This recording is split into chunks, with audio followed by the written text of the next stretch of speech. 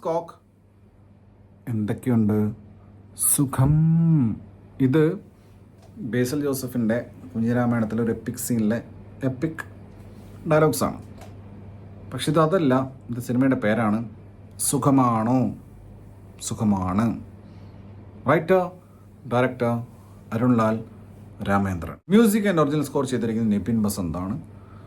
ഇതുപോലത്തെ ഒരു ടിപ്പിക്കൽ ഒരു ഫീൽ ഗുഡ്, ഭയങ്കര ഒരു അയ്യോ പാവം സിനിമയ്ക്ക് ചെയ്യുന്നവരോടുണ്ടല്ലോ, നീ ശലഭമഴയ എന്ന് പറഞ്ഞ സോങ്ങൊക്കെ ഉണ്ട്. ഇങ്ങനത്തെ സോങ്സൊക്കെ ഇത്തരം സിനിമകൾക്ക് അവിഭാജ്യ ഘടകമാണ്. പിന്നെ ടൈറ്റിൽ ട്രാക്ക്, പിന്നെ അതിൻ്റെ those kinds of background score, അങ്ങനെയൊക്കെ പുള്ളി സെറ്റ് ചെയ്ത് വെച്ചിട്ടുണ്ട്. ടോബിൻ തോമസ് ആണ് DOP, അപ്പു ഭട്ടതിരിയാണ് എഡിറ്റർ. അത് പറഞ്ഞ പോലെ തന്നെ ഇത് വളരെ ഗിമ്മിക്സുള്ള പടമൊന്നുമല്ല, ഒരു ഷോർട്ട് ഫിലിം എക്സ്റ്റെൻഡ് ചെയ്ത പടം. അപ്പോൾ അതിനനുസരിച്ചിട്ട് ഒരു സ്റ്റോറി ടെല്ലിങ്ങിന് ആവശ്യമായ രീതിയിൽ അങ്ങനെ അവർ സെറ്റപ്പ് ചെയ്തിരിക്കുന്ന പരിപാടിയാണ്, DOPയും എഡിറ്ററും കൂടെ. ഈ സിനിമയുടെ പ്രൊഡക്ഷൻ കമ്പനിയുടെ പേരാണ് ഭയങ്കര കോമഡി, ലൂസിഫർ സർക്കസ്. ലൂസിഫർ എന്ന് പറഞ്ഞാൽ തന്നെ നമുക്ക് ഓർമ്മ വരാം പൃഥ്വിരാജിൻ്റെ ലൂസിഫർ കാലഘട്ടം അഭിനയിച്ചിട്ടുള്ള, പിന്നെ എമ്പുരാൻ. അപ്പോൾ അത് ലൂസിഫർ സർക്കസ് എന്ന് എഴുതി കാണിക്കുമ്പോഴേക്കും എന്തൊരു കോമഡി. നമ്മളെ ജംബോ സർക്കസ്, ജെമിനി സർക്കസ് ഒക്കെ ഉണ്ട്. This is Lucifer circus. സിനിമയിലെ കഥാനായകൻ എന്ന് പറയുന്നത് നമ്മുടെ മാത്യു തോമസ് ചെയ്തിട്ടുള്ള കഥാപാത്രം തിയോ എന്നാണ് പേര്. ഡ്രൈവറായിട്ട് വർക്ക് ചെയ്യുന്നു. വളരെ ഒരു അയ്യോ പാവം, തീരെ വയ്യാത്ത, വളരെ ലോൺലി ആയിട്ടുള്ള, അങ്ങനത്തെ വളരെ ഇന്നസെൻ്റ് ആയിട്ടുള്ള, ഭയങ്കര മൂഡി ആയിട്ടുള്ള, ഭയങ്കര ഗ്ലൂമി ആയിട്ടുള്ള, സെക്യൂർഡ് ആയിട്ടുള്ള, ഇൻട്രോവേർട്ടഡ് ആയിട്ടുള്ള അങ്ങനത്തെ. പിന്നെ പേരൻസ് ഇല്ല, അച്ഛനും അമ്മയൊക്കെ മരിച്ചുപോയി. അത് സിനിമ കണ്ടാൽ മനസ്സിലാവും എന്തിനാണ് മരിച്ചതെന്നൊക്കെ.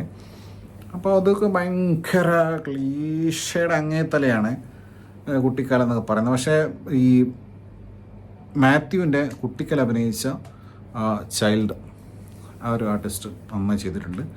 ഇത് ക്ലീഷയാണെങ്കിൽ കൂടെ ഈ കഥ മറ്റേ ജാമ്പവാൻ്റെ കാലത്തുള്ള കഥയാണെങ്കിൽ കൂടെ ആ പയ്യനും ആ ഒരു സീൻസൊക്കെ ഇമോഷണലി കണക്ട് ആയിട്ടുണ്ടായിരുന്നു.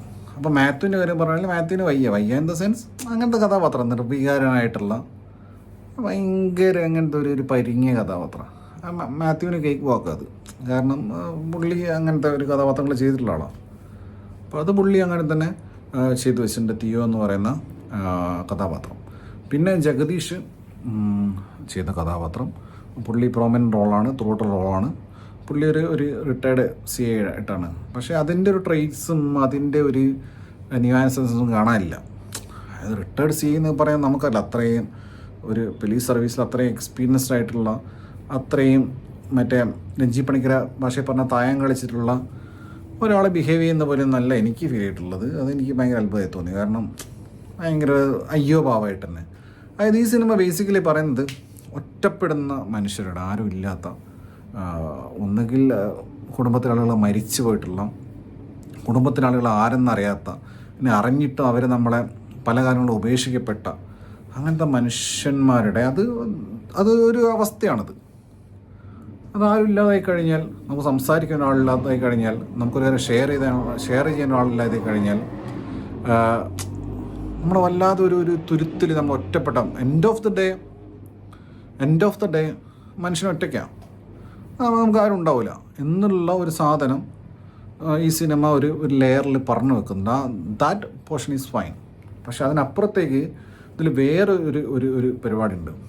അതായത് ഈ ഡിലൂഷണൽ, ഇങ്ങനെ മരിച്ച ആളുകളെ കാണുക, അവരോട് സംസാരിക്കുക, അവരായിട്ടുള്ള ഇൻട്രാക്ഷൻ, അവരായിട്ടുണ്ടാവുന്ന റിലേഷൻഷിപ്സ്, ഇതിൽ 1-2 ആൾക്കാരല്ല, കുറേ പേരുണ്ട്. അങ്ങനെ കുറേ കഥാപാത്രങ്ങളെ പിന്നെ ഇവർ ഇൻട്രൊഡ്യൂസ് ചെയ്യുന്നുണ്ട്, നിരത്തി വെച്ചിട്ടുണ്ട്. പടിയൻ ജോർജാണ് അതിൽ ഒരു മെയിൻ കഥാപാത്രം ചെയ്തിരിക്കുന്നത്. പുള്ളി വളരെ നൈസായി ചെയ്തിട്ടുണ്ട്. കാരണം പുള്ളിയെ നമുക്കറിയാലോ, അത്രയും സ്ഫടികം പോലത്തുള്ള ഒരു സിനിമയിൽ ചെയ്തിട്ട് നല്ലൊരാളാണ്. അപ്പോൾ പുള്ളി ഈ പ്രായത്തിന് പറ്റിയ ഒരു വളരെ ലൈറ്റ് ഹാർട്ടഡ് ആയിട്ടുള്ള, ഒതുങ്ങിയുള്ള ഒരു അപ്പാപ്പനായിട്ടുള്ള ഒരു കഥാപാത്രം പുള്ളി നൈസായി ചെയ്തിട്ടുണ്ട്. കുടശനാട് കനകം ചെയ്തിട്ടുള്ള കഥാപാത്രം, അതായത് ഇവർ ഓരോ കഥാപാത്രം ചൂസ് ചെയ്തിരിക്കുന്നത് പല ഏജ് ഗ്രൂപ്പിലുള്ള, പല മതത്തിലുള്ള, പല പ്രൊഫഷൻസിൽ വന്നിട്ടുള്ള, പല വേരിയസ് സ്ട്രാറ്റ ഓഫ് സൊസൈറ്റീസിലുള്ള ആൾക്കാരാണ്. ഇപ്പോൾ കുടശനാട് കനകം എന്ന് പറയുന്നത് ഒരു ടിപ്പിക്കൽ ഹിന്ദു സ്ത്രീ, ഒരമ്മ. പക്ഷെ ഇവർ തുടക്കത്തിൽ ഓക്കെ ആയിരുന്നു, ഇവർ ഇൻട്രോ ഒക്കെ ആയിരുന്നു. പക്ഷെ അത് കഴിഞ്ഞിട്ട് ഇവർ ഈ സ്ഫടികൻ ജോർജിൻ്റെ കഥാപാത്രത്തെ പുറകെ നടന്ന് ചൊറിഞ്ഞ് വെറുപ്പിച്ച് റിപ്പിറ്റേഷൻ, അതായത് വീണ്ടും പറഞ്ഞ് തന്നെ പറഞ്ഞ് വൻ വെറുപ്പിക്കലാണ് ഈ കുടശനാട് കനകത്തിൻ്റെ. പിന്നെ നോബി മാർക്കോസിൻ്റെ കാര്യം പറയുകയാണെങ്കിൽ ഇദ്ദേഹം കൈ നിടുന്നതാണ് നമുക്ക് കണ്ടാൽ മനസ്സിലാണ്. വർഷങ്ങളായിട്ട് ഇദ്ദേഹം സ്റ്റേജിലും നോബി മാർക്കോസ് സ്റ്റേജിലും ഈ മറ്റേ സ്റ്റാർ മാജിക്കിലും മറിച്ച സ്ഥലത്തൊക്കെ ഇവർക്ക് ഈ ബിനു അടിമാലിക്കും ഈ നോബി മാർക്കോസിനൊക്കെ കൈ നിടാണ്ട് പറ്റില്ല. ഒന്നുകിൽ ഡയറക്ടർ ഇവരെ കടിഞ്ഞാനിട്ട് പിടിക്കണം, അല്ലെങ്കിൽ കൃത്യമായിട്ട് പറയേണ്ട ഡയലോഗ് എഴുതി കൊടുക്കണം. ഇതല്ലാതെ വാ തുറക്കരുതെന്ന് പറയണം. ഇതെന്തൊരു കൗണ്ടർ റെഡിയോ, എന്തൊരു വെറുപ്പിക്കൽ പറയണ കുറേ ഉണ്ട്. തൊട്ടനും പിടിച്ചെനിക്ക് എന്തൊക്കെയാണ് പറയുന്നത്. February 14 കാമുകി മരിച്ചെന്ന്. അപ്പോൾ ഇയാൾ ഗുണ്ടേനകത്ത് ആര് നോബി മാർക്കോസ് കഥാപാത്രം. അപ്പോൾ കാമുകി മരിച്ചെങ്കിൽ ഇയാൾ ആരെയും കത്തി വെച്ചിട്ടുണ്ടായിരുന്നു. അപ്പോൾ കാമുകി ഓടി വന്ന് ഹഗ് ചെയ്തപ്പോൾ കെട്ടിപ്പിടിച്ചപ്പോൾ കത്തി കാമുകിൻ്റെ വയറ്റിൽ കണ്ട് മരിച്ചെന്ന് പറഞ്ഞ് ഇതെല്ലാം കേട്ട് ചിരിക്കണമായിരിക്കും. എന്നിട്ട് ഇദ്ദേഹം തന്നെ പറയുവാണേ, നോബി മാർക്കോസ് അദ്ദേഹത്തിൻ്റെ കഥാപാത്രം തന്നെ പറയും, മാത്യു തോമസിൻ്റെ കഥാപാത്രത്തോട് പറയാണ്, ഇത്രയും ദാരിദ്ര്യം പിടിച്ച കോമഡി സൊമാലിയെ പോലും ഉണ്ടാവില്ലെന്ന്. അത് ബേസിക്കലി പൊളിറ്റിക്കലി ഇൻകറക്റ്റാണ് അങ്ങനെ പറയുന്നത് തന്നെ. സൊമാലിയെ ദാരിദ്ര്യം കണക്ട് ചെയ്ത് പറയുന്നത് അതൊന്നും ഇപ്പോൾ ആരും പറയാറില്ല.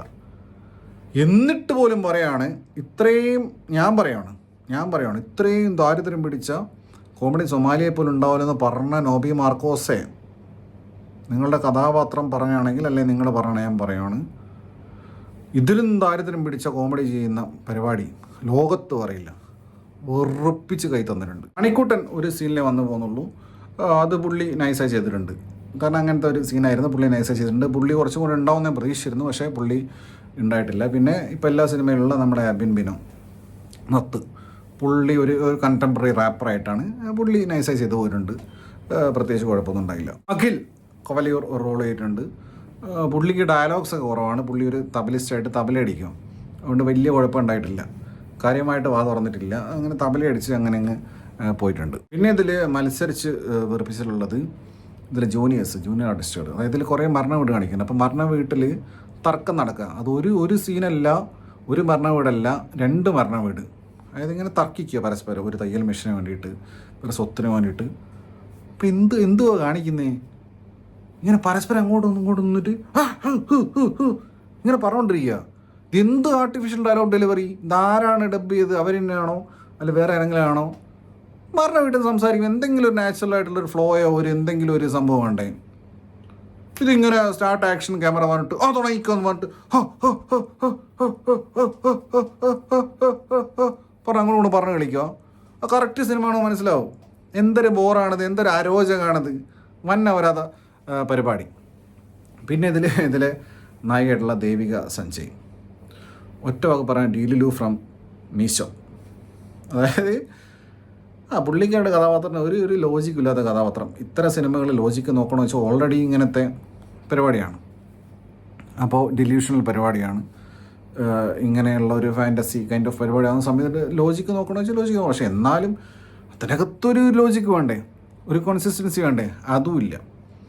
അങ്ങനെ എന്തോ ഒരു കഥാപാത്രം എന്തൊക്കെയോ കാണിക്കുന്നു. വൻ ക്രിഞ്ചായിരുന്നു. എസ്പെഷ്യലി മാത്യു ആയിട്ടുള്ള കോമ്പിനേഷൻ സീൻസും ചില ഡയലോഗ്സും അങ്ങോട്ടും പറയുന്നതൊക്കെ വൻ ക്രിഞ്ച്. അയ്യോ. സോ ഓവറോൾ ഇതിൻ്റെ ഒരു കോൺസെപ്റ്റും ഇവിടെ അറ്റംപ്റ്റും പിന്നെ ഒറ്റപ്പെടുന്ന മനുഷ്യരെ അഡ്രസ്സ് ചെയ്യാൻ ശ്രമിച്ചതൊക്കെ പരിപാടി കൊള്ളായിരുന്നു, ഉദ്ദേശം കൊള്ളായിരുന്നു. പക്ഷേ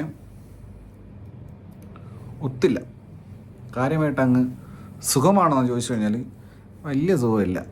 എങ്ങനെയോ അങ്ങ് കണ്ടങ്ങ് ഒപ്പിച്ചതാണ്. പിന്നെ നമ്മുടെ ഷെഫ് പിള്ളയുടെ ഒരു പ്രമോ ഈ പടത്തിനകത്തുണ്ട്.